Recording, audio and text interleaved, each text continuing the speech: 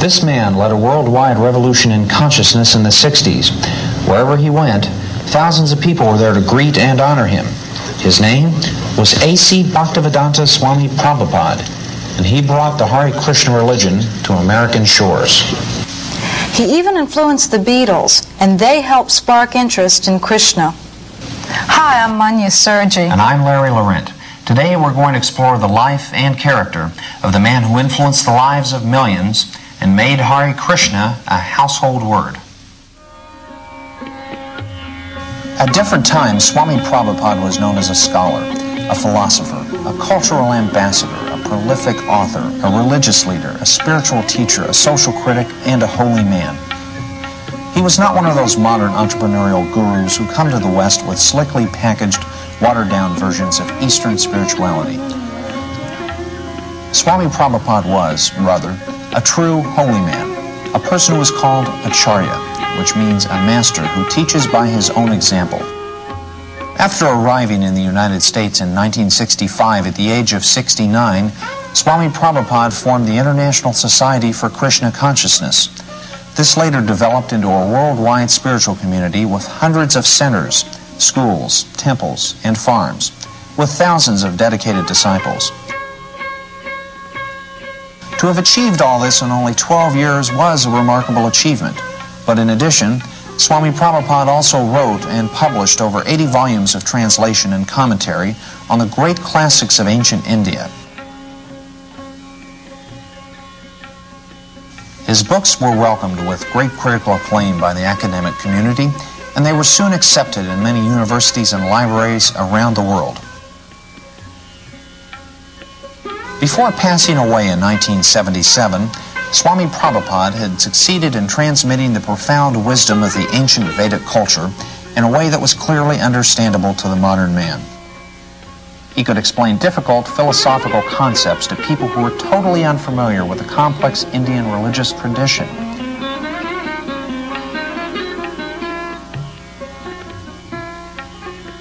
Between 1966 and 1977, Swami Prabhupada circled the globe 11 times. Whenever he traveled, he would emerge daily into the chill and quiet of the early morning, and he would take a lengthy stroll with an entourage of students, disciples, and guests. Swami Prabhupada also appeared very frequently on American television. Let's take a look at one of those interviews. You founded the Hare Krishna movement some 7 years ago in 1967, did you not? Yes. In a capsule, what is the movement? The movement is to awaken God consciousness of the human being. The human being is distinguished from the animals, that the animals cannot understand what is God. Mm-hmm. And if the human being also does not understand what is God, then he is animal. I see. And so your movement is to bring about an understanding of God among human beings. Yes. And Hare Krishna means what? Hare Krishna means addressing the energy of God. Hare means the energy of God, and Krishna means God. Mm-hmm. Okay, you were here yesterday and to attend your annual festival that was held here in Golden Gate Park, and we were there too. And in fact, here it is. A few thousand people came out to hear it. How many people are now disciples of the Krishna consciousness movement? Dedicated life, about 10,000. About 10,000 dedicated in ones. the Western world. Mm-hmm. Your Grace, is there any significance at all in the shaved head? Why are heads shaved? We keep ourselves very clean, that's all. Oh, it's just a cleanliness thing? Yes. Is there any significance in the color of the robe? At least at the present moment, people think that by keeping long hair, it becomes very beautiful. I see. Yes. So we are against it. Mm-hmm. Just as simple as that. Is there any significance in the yellow robes? Yellow robe is the dress those who are dedicated. Mm-hmm. Yes. It could very well have been a blue robe. It's just something that was arrived at. This saffron. Mm-hmm. Mm-hmm. Your Grace, why do you feel that so many people are pulling away from the traditional religions in this country, such as Christianity and so forth, and going for the trying to understand the Eastern religions? We hear a lot of swamis and gurus and other type of yogi and so forth. Why do you feel that people are pulling away from the traditional Christian standards here?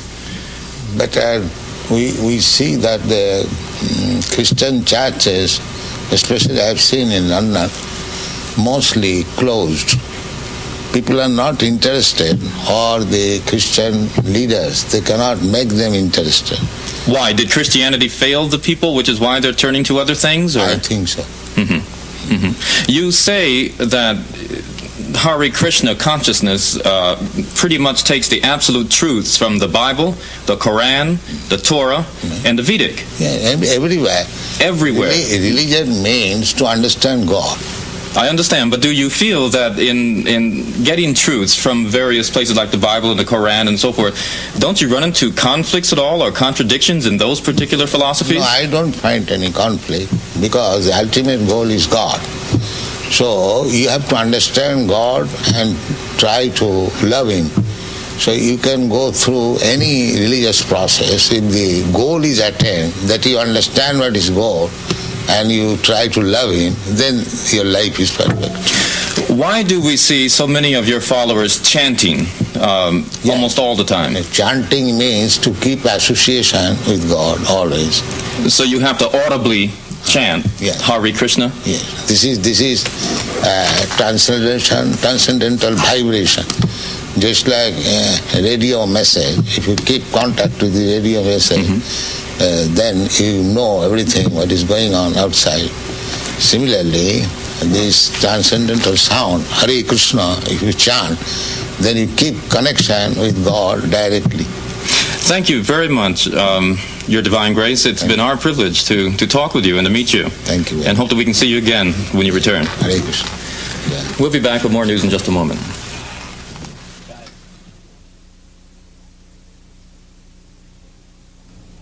We were also able to obtain some candid footage of Swami Prabhupada going about his daily activities, and we found that there is a remarkable consistency between his private life and his public life.